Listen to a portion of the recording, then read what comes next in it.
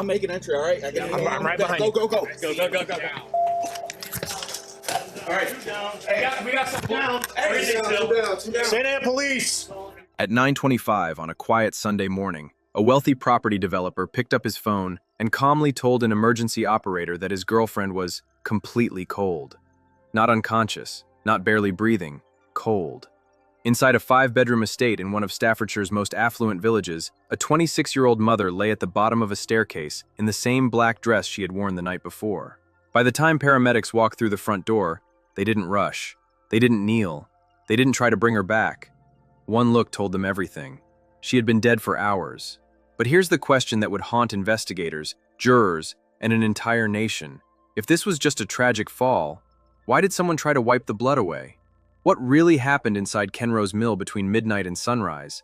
And why did a man with money, influence, and a phone in his hand wait nearly 5 hours before asking for help? This isn't just a story about violence. It's a story about power, silence, and a decision that changed everything. When paramedics stepped through the front doors of Kenrose Mill that Sunday morning, they weren't rushing against the clock. They already knew. Natalie Connelly lay at the bottom of the staircase in the grand hallway, her body angled slightly toward the banister, one arm bent awkwardly beneath her. The black dress she had worn the night before was still perfectly recognizable, but everything else about her told a different story. Her skin had lost its warmth. Her joints were rigid. Her pupils did not react to light. This wasn't a recent collapse. She had been there for hours. John Broadhurst stood nearby, composed, controlled. He told first responders she had fallen sometime during the night. He said he had tried to lift her but couldn't manage her weight, so he left her where she landed and went upstairs to sleep. It was a statement that, on its surface, sounded almost absurd. You tried to help, failed, and then went to bed? Police secured the property within minutes. What they walked into did not resemble a simple accident scene. In the kitchen and living room, empty liquor bottles were scattered across surfaces. There were visible traces of a white, powdery substance consistent with cocaine use. It looked like the remnants of a long, excessive night. But the staircase told a far more important story.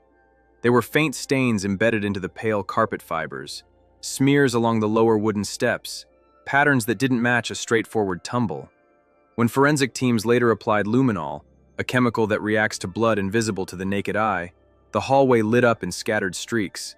Someone had tried to clean. The wiping patterns weren't random. They followed deliberate motions, horizontal strokes along the floor, focused scrubbing near the base of the stairs. Cleaning agents were discovered in the kitchen. Damp towels hidden in a bathroom carried biological traces. If Natalie had simply fallen, why remove the blood? Upstairs, the bedroom showed signs of use. The bed had been slept in. That detail alone sharpened the timeline. Because while Natalie lay downstairs, injured, bleeding internally, someone had gone upstairs, turned off the lights, and slept. At the medical examiner's office, the autopsy findings dismantled the accident theory piece by piece. More than 40 separate injuries were documented, not clustered in one area, not limited to what you would expect from tumbling down steps. They were widespread.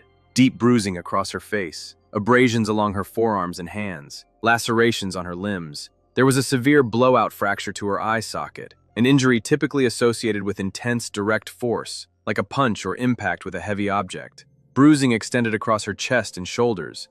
On her arms, examiners identified marks consistent with forceful gripping, compression patterns that suggested restraint. Internally, the damage was even more catastrophic. Natalie had suffered significant hemorrhaging within her abdominal cavity. Multiple organs had ruptured. Blood pooled where it should never be. Medical experts were unequivocal. These injuries did not occur simultaneously in a single fall. The distribution, the layering of trauma, the varying intensity, it all pointed toward repeated blows delivered over time. This wasn't one misstep on a staircase. It was sustained aggression. But perhaps the most haunting conclusion wasn't how she was injured, it was how she died. Natalie did not pass away instantly. She bled internally for hours. Some injuries alone might not have been fatal, but combined, without medical intervention, they became lethal. The bleeding drained her body slowly. Her blood pressure would have dropped gradually. Weakness would have set in, confusion, fading consciousness. She likely drifted in and out before slipping away entirely, and during that window, help was only a phone call away. Toxicology results complicated the picture further. Her blood alcohol concentration measured 0.31%, nearly 4 times the legal driving limit in the United Kingdom. Cocaine was also present in her system. At that level of intoxication, experts testified she would have had severely impaired coordination and reflexes.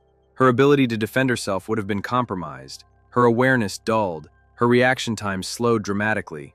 She was, in every measurable way, vulnerable. The combination of alcohol and cocaine also placed immense strain on her cardiovascular system. It acted as both stimulant and depressant in dangerous ways. And layered over catastrophic internal bleeding, it accelerated her decline. But intoxication did not cause 40 injuries, and it did not explain the cleaning. Investigators turned their attention to timing. Based on core body temperature measurements and other forensic indicators, specialists estimated Natalie had stopped breathing sometime between 4 and 5 a.m. The emergency call came at 9:25 a.m. That gap, nearly 5 hours, became central to the case. During those hours, John Broadhurst remained inside the house. Phone records showed no attempt to contact emergency services earlier, no outgoing distress calls, no frantic searches for medical advice. Instead, forensic evidence suggested he had spent part of that time wiping down surfaces. When he finally called for help, the exchange with the dispatcher was recorded. He was instructed to begin CPR. He refused. He stated she was too cold. For investigators, that refusal mattered, because it implied awareness. It suggested he knew she had been gone for some time, which meant he likely understood her condition long before 9:25 a.m. So the question sharpened. When did he realize she was in critical condition? And why didn't he act? To understand how Natalie ended up inside that estate in the first place, you have to rewind months earlier, before Kenrose Mill, before the luxury, before the escalation. Natalie Connelly grew up in a working-class environment. She was especially close to her twin sister, a bond that anchored much of her early life. Friends described her as driven and ambitious, someone who believed she was capable of more than the circumstances she was born into. She was a mother first. Her young daughter was at the center of her world. She worked as a school secretary, balancing routine, responsibility, and modest financial stability. Her life wasn't extravagant, but it was structured, predictable, safe. Those who knew her said she wasn't chasing glamour for its own sake. She wanted security, a better future, stability without constant financial strain. Then she met John Broadhurst. He was 38, a wealthy property developer with a net worth exceeding £15 million. He drove luxury vehicles, hosted elaborate gatherings, operated in high-stakes business environments where dominance and confidence were currency. The contrast between their lives was dramatic, and the relationship moved fast. Within months, Natalie left her job. She moved into the estate in Kenrose that Broadhurst rented. He assumed financial control of her lifestyle. She drove a new BMW. They planned luxury trips. From the outside, it looked like upward mobility, a rapid transformation into elite society. But inside the estate, the atmosphere was different. Long nights of heavy drinking became routine. Cocaine use was normalized. Parties blurred into early mornings. Boundaries shifted. Family members began noticing bruises on Natalie's body. She always had an explanation. She insisted everything was consensual, but patterns were forming. And by December 2016, her world had narrowed to the walls of Kenrose Mill and the man who controlled it. By the time December arrived, life inside Kenrose Mill had taken on a rhythm that revolved around excess. Alcohol flowed freely. Cocaine was no longer occasional. It was woven into weekends, into late nights, into private moments that blurred the line between thrill and danger. What had once seemed glamorous from the outside began to feel insulated, isolated. Natalie's former structure, early mornings, school schedules, routines centered around her daughter, had faded into something far less grounded. Friends would later say she seemed swept up in a different world, one filled with luxury, yes, but also volatility. John Broadhurst thrived in environments he controlled. In business, he was decisive and forceful. In social settings, he was known for pushing boundaries. Those traits didn't disappear at home. If anything, they intensified. By mid-December 2016, tensions between the couple had reportedly increased alongside their alcohol consumption, drinks arriving steadily throughout the afternoon. Witnesses later described them as affectionate, relaxed, indistinguishable from any other couple enjoying a high-end matchday experience. There were no raised voices, no visible arguments. After the game ended around 6 p.m., they joined friends at an Indian restaurant in Amblecote. The celebration continued. More drinks, more conversation. Staff would later confirm both Natalie and John appeared heavily intoxicated by the end of the evening, but still functional. Close to midnight, Broadhurst contacted his personal driver. The vehicle pulled through the gates of Kenrose Mill shortly after. The driver later stated there were no obvious signs of hostility between them when they stepped out and entered the house. That was the last time anyone else saw Natalie alive. Once the gates closed behind them, the estate became sealed from the outside world. From midnight onward, everything that happened took place between two people. Inside, the atmosphere reportedly continued along the same trajectory. Drinking in the kitchen area, cocaine use visible on surfaces later examined by forensic teams. Music may have played, conversation may have escalated. What is certain is that sometime between 1 a.m. and 4 a.m., events shifted dramatically. Natalie sustained repeated blunt force trauma during that window. The forensic reconstruction suggested movement concentrated around the hallway and staircase. Blood was detected in patterns inconsistent with a simple fall. Instead of a single downward trajectory, there were signs of impact and repositioning. At some point, Natalie collapsed near the bottom of the stairs. She was severely intoxicated. Her blood alcohol level later confirmed she would have struggled to coordinate basic movements, let alone defend herself against sustained aggression. Instead of dialing emergency services, Broadhurst began cleaning. Luminol testing revealed wiped areas along the lower steps and hallway carpet. Cleaning products were recovered from the kitchen. Damp towels hidden in a bathroom contained biological traces. The wiping patterns showed deliberate effort, focused scrubbing in high-visibility areas. That detail alone undercut his later claim that he was too intoxicated to act rationally. Because cleaning requires coordination, it requires awareness, it requires time. By approximately 5 a.m., according to investigative estimates, the house lights were switched off. Broadhurst went upstairs to his bedroom. Natalie remained downstairs. Medical experts testified that during the following hours, she would have continued bleeding internally. Her blood pressure would have dropped further. Oxygen delivery to vital organs would have diminished. She may have been unconscious by that stage. Had emergency services been called at 2 a.m. or even 3 a.m., Natalie would likely have survived. Internal hemorrhaging of that type is treatable with rapid surgical response, but no call was made. Instead, the first contact with emergency services occurred at 9:25 a.m. He described the night as mutually indulgent, heavy drinking, cocaine use, physical intimacy. His defense team would later build its case around what became known as the rough intimacy argument, asserting that Natalie had consented to everything that occurred. But consent does not explain delayed medical assistance, and it does not erase a legal duty of care. As her partner, as the only other adult present, Broadhurst had a responsibility to act when she became incapacitated. That responsibility exists regardless of how injuries occur. Instead, he chose not to intervene over immediate medical care. In 2018, the case went before Birmingham Crown Court. Jurors were shown photographs documenting all 40 injuries. Medical experts walked them through the internal damage. Forensic specialists explained the cleaning patterns. Audio of the emergency call was played in court. Midway through the proceedings, John Broadhurst changed his plea. He admitted to manslaughter by gross negligence. He acknowledged that his failure to summon medical assistance contributed directly to Natalie's death.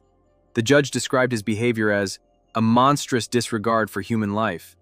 But the sentence that followed would ignite widespread debate and leave Natalie's family questioning whether justice had truly been served. When the sentence was finally handed down in December 2018, the courtroom felt heavy long before the judge began to speak.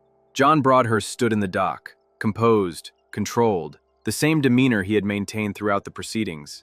He had already pleaded guilty to manslaughter by gross negligence. The charge no longer centered on proving intent to kill. Instead, it focused on something just as devastating: the conscious failure to act when action could have saved a life. The judge's words were sharp. He described Broadhurst's conduct as Natalie was intoxicated, injured, vulnerable, and entirely dependent on him in those final hours. The court acknowledged that her injuries were severe. The 40 injuries, the attempted cleanup, the delay in calling emergency services. The sentence stunned many observers. 3 years and 8 months in prison. Because of time served and parole eligibility, Broadhurst would ultimately spend just 22 months behind bars before being released in late 2020. For Natalie's family, the punishment felt painfully insufficient. Her twin sister addressed the court, describing not only the loss of a sister, but the lasting void left in the life of Natalie's young daughter, a child who would grow up without her mother, not because of a tragic accident, often referred to during proceedings as the rough intimacy argument. ignited widespread controversy. The suggestion that serious injury could be excused under the umbrella of consent disturbed many legal observers and advocacy groups. In the aftermath of the case, lawmakers in the United Kingdom moved to formally prohibit the use of consent as a defense in cases involving serious harm or death during intimate activity. The legal reform became part of Natalie's legacy. Her name became associated not only with tragedy, but with change. Kenrose Mill eventually found new tenants. The estate returned to silence. The physical scene of the crime transformed back into an ordinary home. But for Natalie's family, nothing returned to normal. A 26-year-old mother with ambitions for stability and a better future was gone. Her daughter would grow up hearing about the events of that December morning through court transcripts and news archives. And the man who admitted that his inaction contributed to her death resumed life in Staffordshire after serving less than 2 years in custody. The core issue in this case was never solely about wealth or alcohol or even the violence itself. It was about responsibility. When someone is bleeding on the floor, when they are unable to protect themselves, when they are alive but fading, what do? You call for help. That single act, or the refusal to take it, became the dividing line between accident and accountability. And it leaves a lingering, uncomfortable question. If the phone call had come at 2 a.m. instead of 9:25 a.m., would Natalie Connelly still be raising her daughter today? Justice, in the legal sense, was delivered, but whether it was enough remains a matter of public conscience. Now I want to hear from you. Do you believe the sentence reflected the severity of what happened inside Kenrose Mill? Or do you think the justice system failed Natalie and her family?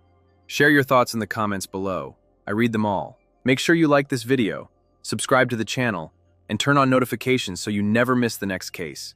Because sometimes, the most important part of the story isn't how someone died. It's the choice that led there.